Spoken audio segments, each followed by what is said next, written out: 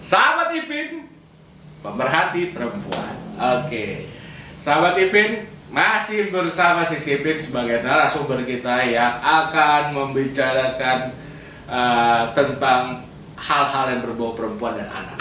Nah, kali ini yang menarik, ya kan? Kita akan sedikit berbicara perempuan dalam skop yang lebih besar lagi. Apa itu? Bukan soal kekerasan, tapi bagaimana nanti bisa melindungi perempuan dalam banyak hal. Dalam banyak hal, gitu. Tentunya menguntungkan pihak perempuan juga nih. Betul. Ya kan? Nah, apa itu? Kalau si Sipin bisa bilang tadi sempat share sama saya tuh tentang parlemen perempuan. Apaan itu parlemen perempuan? Nah, kita tanyain aja nih sekarang. Apa itu? Ya, parlemen perempuan itu sebenarnya lebih kepada keterpihakan perempuan di dalam parlemen legislatif. Selama ini dari pemilu 1955 sampai yang terakhir kemarin 2019, kota perempuan itu kan diharapkan 30%. Tapi ternyata itu nggak pernah tercapai. Di pemilu 2019 kemarin hanya 21, sekian persen. Jadinya apa? Kota 30% itu tidak pernah tercapai. Jadi harapan saya besar di sini melalui Partai Solidaritas Indonesia, saya berharap mendirikan satu parlemen perempuan khusus untuk perempuan yang lintas partai. Artinya siapapun di situ yang merasa concern untuk perempuan dan anak dan peduli kepada perempuan dan anak, kita duduk bersama-sama. Kita cari masalahnya, kita cari solusinya. Kenapa? Problem terbesar di hidup kita itu ada di perempuan dan anak. Tiang keluarga itu siapa? Perempuan. Di satu negara juga fondasi dasar itu ada di perempuan dan anak. Jadi perempuan ini perlu kita perhatikan secara benar. Kenapa? Masalah perempuan dan anak itu cukup luas dan menyangkut di lini semua kehidupan. Yang mengerti perempuan siapa? Menurut bro, ya perempuan. Jadi menurut saya harus, misalnya nanti di anggota legislatif ada 500 anggota legislatif yang duduk di Dewan Senayan, harus ada perempuan 500 sekian juga sama. Jadi keterpihakan perempuan itu dapat terwakili dengan baik dan benar. Itu harapan besar saya. Itu mimpi besar saya. Karena selama ini yang saya alami sendiri, banyak kasus itu tidak tertangani dengan baik, khususnya perempuan dan anak. Bagaimana bisa terselesaikan dengan baik? Yang nanganin itu pria, laki-laki. Sementara yang mengalami itu perempuan dan anak. Bagaimana solusi dapat terjadi dengan baik? Karena yang mengalami itu perempuan.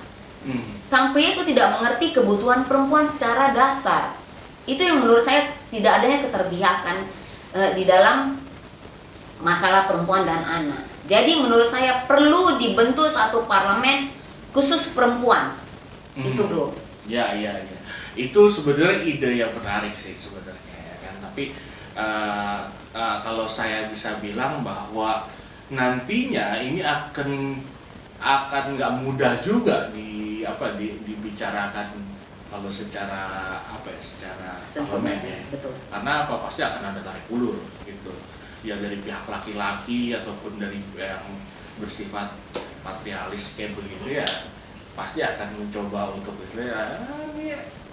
pembicaraannya mesti digeser kemana. Tapi yang menariknya adalah ini, ide dari seorang si Sipin ini nggak boleh berhenti di sini. Gitu.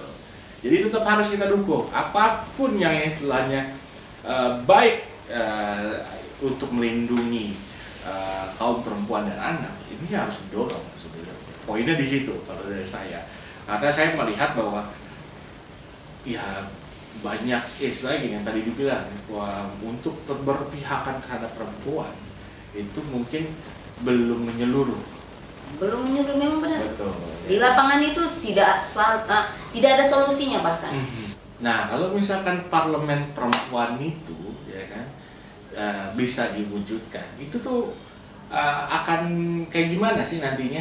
Buat mau ngapain dan nantinya akan pelaksanaannya kayak gimana itu?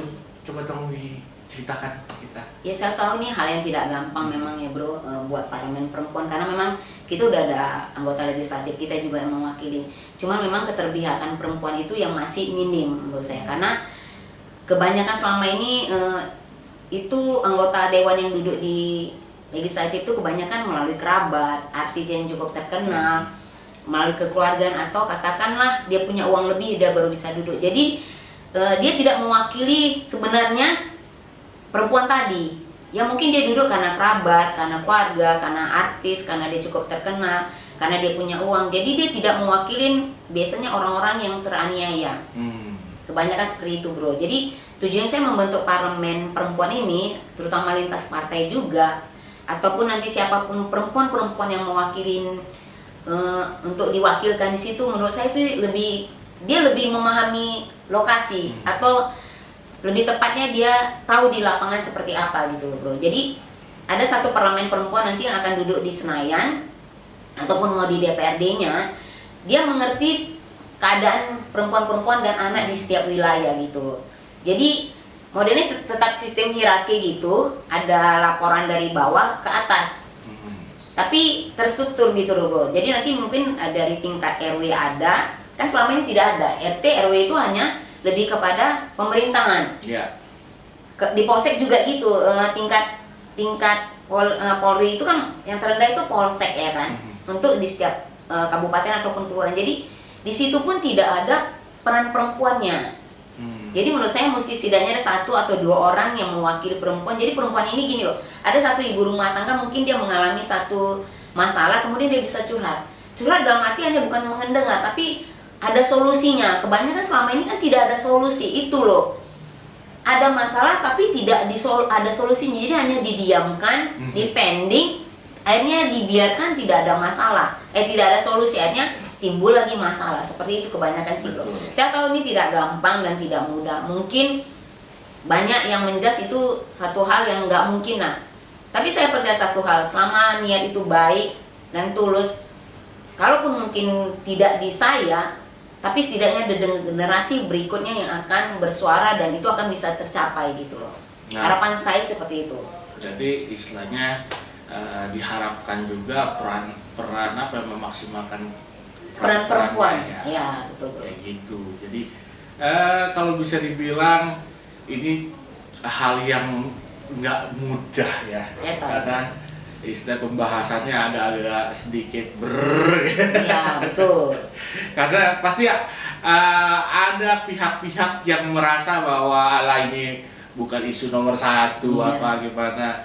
Tapi saya percaya bahwa ketika kita melindungi perempuan ya, itu juga keselarasan dalam hidup, baik itu rumah tangga, pemerintah, itu akan lebih baik. Betul, bro.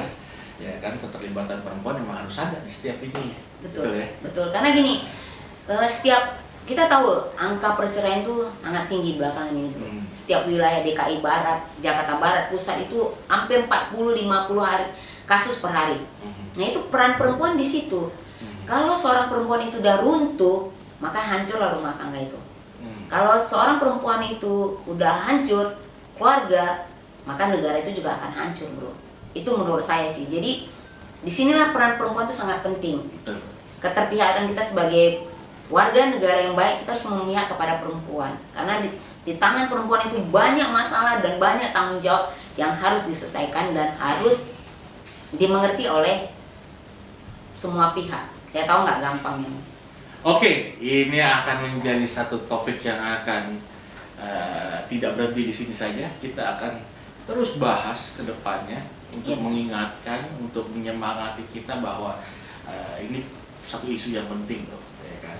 Dan harapannya juga Sisipin bisa membawa isu ini menjadi yang lebih besar lagi nanti ke depan. Isu nasional. Betul. Bahkan internasional mungkin. Nah, mantap. Oke, kalau gitu buat teman-teman atau sahabat Ipin di sana, ya kan, tolong kalau ada komen kalau ada topik-topik yang ingin dibicarakan tentang perempuan dan anak, bisa di komen, ya kan. Nanti kita akan bahas di sini.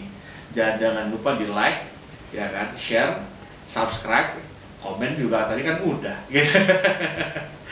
Oke, sahabat Ipin, pemerhati perempuan.